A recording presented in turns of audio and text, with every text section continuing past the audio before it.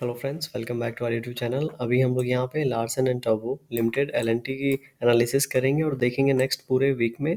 Plus जब 10 जून को means Monday को यहाँ पे जब मार्केट ओपन होगा तो किस तरीके से अपना प्राइस एक्शन पैटर्न दिखाएगा, इसके इंपॉर्टेंट लेवल्स कैसे रहने वाले हैं। तो वन बाई वन इन दोनों चीज़ों को हम लोग यहाँ पे देखेंगे।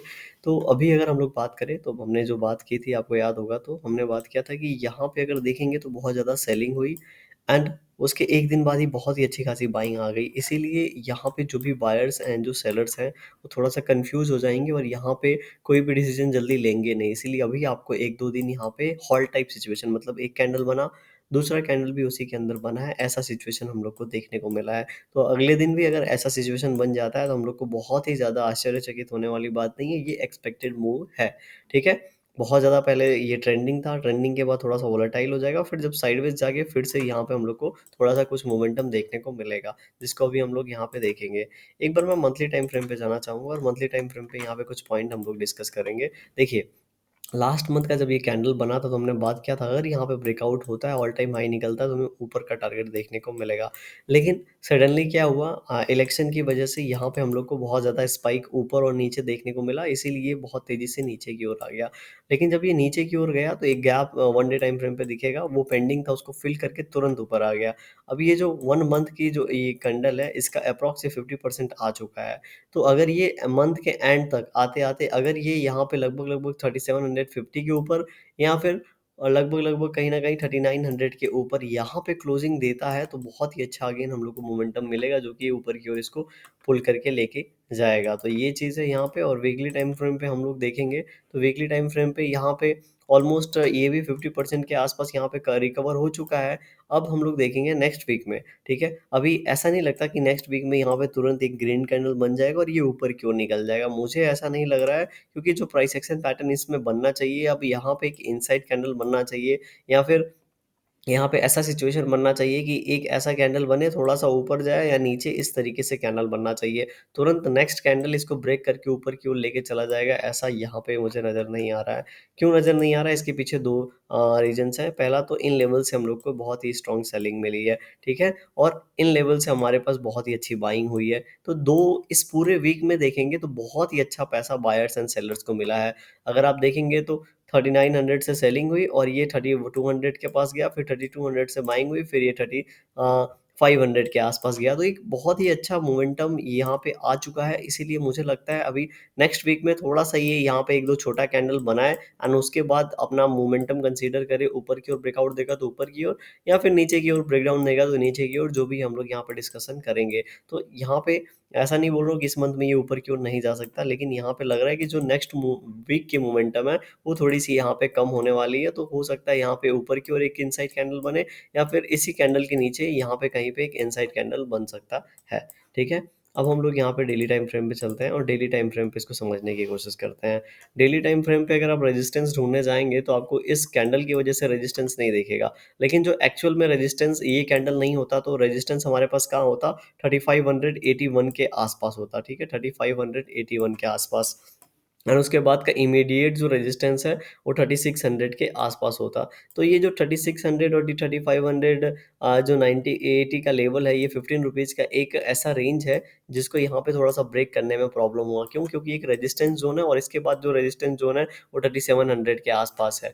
तो ये रेजिस्टेंस ज़ोन अभी जहाँ पे जिस लेवल पे ट्रेड कर रहा है, यहाँ से 70 पॉइंट्स अप है। तो इस रेजिस्टेंस ज़ोन को यहाँ पे ब्रेक करना थोड़ा-सा इसके लिए मुश्किल होगा। इसीलिए या मैं बोल रहा हूँ कि यहाँ पे हो सकता है जाए भी, ठीक है? मंडे को मार्केट ओपन हो, थोड़ा-सा ऊपर जाएगी, लेकिन इन्हीं लेवल से कहीं न कहीं इसको रिजेक्शन मिलेगा और जब रिजेक्शन मिलेगा तो हो सकता है थोड़ी-सी प्रॉफिट बुकिंग आए, थोड़ा-सा ये साइडवेज़ जाए एंड उसके बाद अगर ब्रेकआउट देता है, तब जाके हम लोग मान के चलेंगे 3700 के आस-पास ये जाएगा और अगेन ये जब भी 3700 के आस-पास जाएगा, तो इसको यहाँ पर रिजेक्शन मिलने वाला है। तो इस तरीके से मोमेंटम करते-करते हमारे 5 दिन नेक्स्ट वीक के निकल जाएँगे और मुझे लग रहा है कि अगर यहाँ पे वन वे भी मोमेंटम करेगा, तो आप देख रहे हैं यहाँ से वन वे इस तरीके से मोमेंटम करके ऊपर आ जाना, ये थोड़ा-सा मतलब ज़्यादा ही कुछ कम प्रोबेबिलिटी या फिर अनएक्सपेक्टेड मोमेंटम लग रहा है, यहाँ पे प्रैक्टिकल नज़र नहीं आ रहा है। क्यों? क्योंकि यहाँ पे जिस तरीके से फॉल हुआ, एक कैंडल में फॉल होने वाली बात अलग है। अदरवाइज़ यहाँ पे इस तरीके से डेली बड़े-बड़े कैंडल बना के इतना ऊपर आ जाना, ये प्रैक्टिकल यहाँ पे लग नहीं रहा है। इसीलिए जो भी टेक्निकल यहाँ लग रहा है कि हो सकता है इन लेवल्स के आस-पास या फिर 3700 के आस-पास ये इस वीक में पहुँच जाए, अगर बहुत ज़्यादा बाइंग होती है तो। अदरवाइज़ ये इन्हीं लेवल्स के आस-पास जाके हम लोग को क्लोजिंग देगा। अब मंडे के दिन क्या हो सकता है? अगर मंडे के दिन की बात करेंगे तो उसके हम लोग को उसके लिए 15 मिनट टाइम फ्रेम पे देखना पड़ेगा इसको। 15 मिनट टाइम फ्रेम पे जब हम इसको देखेंगे तब हम लोग को थोड़ा अच्छे से क्लियर होगा। हाँ, ठीक है।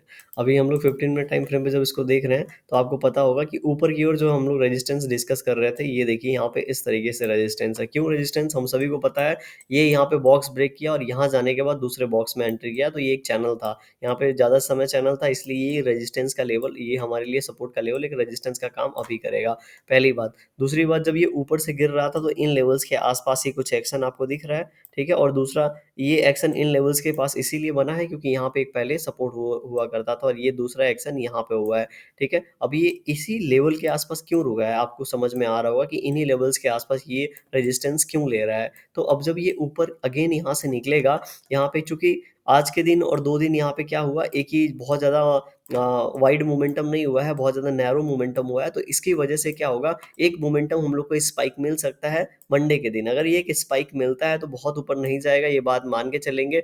फिर से हम लोगों को ये लेवल आप देख रहे होंगे, ठीक है? 3660 का, एंड उसके बाद लगभग-लगभग 3660 के आस-पास 3700 का जो लेवल है, ठीक है? जैसा हमने देखा था वीकली टाइम फ्रेम पे। इन लेवल्स के आस-पास जाके हो सकता है ये इसको रीटेस्ट करे, एंड रीटेस्ट करने के बाद फिर ऊपर की ओर जाए। क्योंकि एक रैली के बाद, ठीक है, इस तरीके से साइडवेज़ जाना ये बहुत ही ज़्यादा फ़ीज़िबल चीज़ है, क्योंकि बहुत बार देखे होंगे, रैली किया, साइडवेज़ गया, रैली किया, साइडवेज़ गया, एंड उसके इसी तरीके से ये काम करता है। तो एक रैली करेगा, साइडवेज़ जाएगा, यहाँ पे रीटेस्ट करेगा और इस तरीके से धीरे-धीरे ऊपर की ओर जाएगा, ना कि बहुत तेज़ी से स्पाइक लगा के इस तरीके से ऊपर जाएगा। अभी देखते हैं मंडे को किस तरीके से प्राइस एक्शन पैटर्न होगा, उसके लिए हम लोग यहाँ पे लेवल्स अपने डिस्कस कर लेते हैं। तो लेवल्स के लिए चार्ट रीसेट कर देते हैं। ओके। तो हम लोग अगर यहाँ पे लेवल्स अपने देखेंगे, तो ऊपर की ओर लगभग-लगभग हम लोगों को यहाँ पे 3500 थोड़ा-सा नीचे 3555 का यहाँ पे अगर ब्रेकआउट मिलता है, तो हम लोगों को ऊपर की ओर एक टारगेट देखने को मिल सकता है, जो कि इसको पहला टारगेट है, लगभग-लगभग 3600 के आस-पास लेके जा सकता है, ठीक है? यहाँ पे पहला टारगेट लगभग-लगभग 3600 का है, एंड अगर हम लोग नीचे की बात करेंगे, तो नीचे जो हमारा लेटेस्ट स्विंग है 3444, 3444 का अगर किसी भी सिचुएशन में ब्रेकडाउन होता है, तो एक हम लोग को फॉल देखने को मिल सकता है, जो कि इसको 3400 के आसपास लेके आ सकता है। तो इस तरीके से इंपॉर्टेंट लेवल्स ये दोनों हमारे रहेंगे मंडे के लिए, ठीक है? फिर देखते हैं मंडे को किस तरीके से प्राइस एक्शन पैटर्न दिखाता है। देखिए, वीडियो कैसी लगी कमेंट सेक्शन में बताइएगा। पसंद आ रही हो तो लाइक कर सकते हैं, चैनल पे नए हो सब्सक्राइब कर सकते हैं। कोई भी डिसीजन अगर लेते हैं उसके पहले खुद के एनालिसिस ज़रूर करें। Thank you for watching this video.